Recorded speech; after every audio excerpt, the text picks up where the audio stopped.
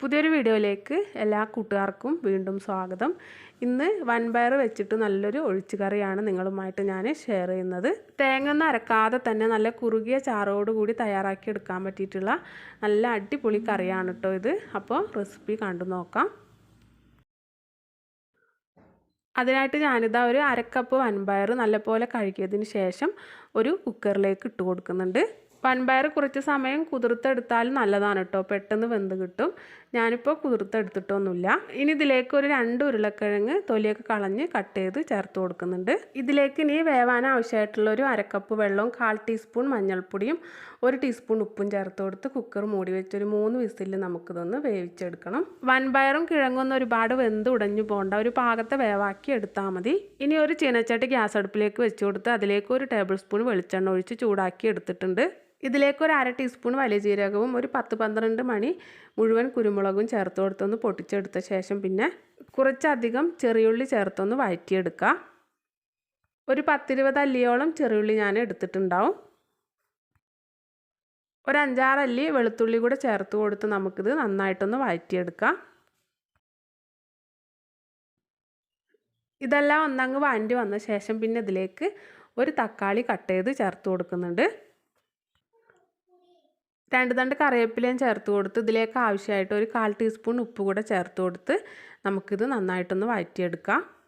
ഉപ്പ് കുറച്ച് ചേർത്ത് കൊടുത്താൽ മതി, നമ്മൾ വൻപയറൊക്കെ വേവിക്കാൻ വെച്ചപ്പോൾ ഉപ്പ് ചേർത്തതാണല്ലോ. തക്കാളിയൊക്കെ നന്നായിട്ടൊന്ന് വഴറ്റി വന്ന് കഴിയുമ്പോൾ പിന്നെ നമുക്കിതിലേക്ക് മസാലപ്പൊടികളൊക്കെ ചേർത്ത് കൊടുക്കാം. 1/4 ടീസ്പൂൺ മഞ്ഞൾപ്പൊടി, പിന്നെ 1 ടീസ്പൂൺ സാദാ മുളക് പൊടിയും 1 ടീസ്പൂൺ കാശ്മീരി മുളക് പൊടിയാണ് ചേർത്ത് കൊടുക്കുന്നത്.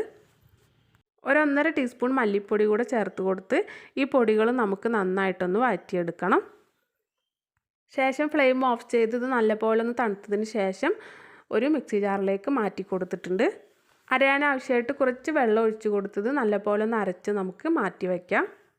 ഇനി ഒരു മൺചട്ടി ചൂടാക്കി അതിലേക്ക് 1 ടേബിൾ സ്പൂൺ വെളിച്ചെണ്ണ ഒഴിച്ച് കൊടുത്ത് ചൂടാക്കി എടുത്തതിന് ശേഷം അതിലേക്ക് 1/2 ടീസ്പൂൺ കടുകിട്ട് പൊട്ടിച്ചെടുക്കാം. കടുകൊന്ന് പൊട്ടി വന്ന് കഴിയുമ്പോൾ ഇതിലേക്ക് ഒരു 2-3 വറ്റൽമുളക് മുറിച്ചിട്ടതും 2 തണ്ട് കറിവേപ്പിലയും ചേർത്ത് കൊടുത്തൊന്ന് പൊട്ടിച്ചെടുത്തതിന് ശേഷം പിന്നെ നമ്മൾ അരച്ച് മാറ്റി വെച്ചിരുന്ന കൂട്ടുണ്ടല്ലോ അത് ഇതിലേക്ക് ചേർത്ത് കൊടുക്കുന്നുണ്ട്.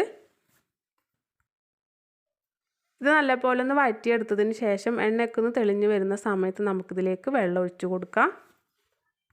നമ്മൾ മസാല അരച്ചെടുത്ത മിക്സി ജാറിൽ കുറച്ച് വെള്ളം ഒഴിച്ച് ഇതിലേക്ക് ഒഴിച്ച് കൊടുക്കുന്നുണ്ട്. നല്ലപോലെ ഒന്ന് മിക്സ് ചെയ്തെടുത്തതിന് ശേഷം നമ്മൾ വേവിച്ച് മാറ്റി വെച്ചിരുന്ന വൻപയറും കിഴങ്ങും ഇതിലേക്ക് ചേർത്ത് കൊടുക്കാം.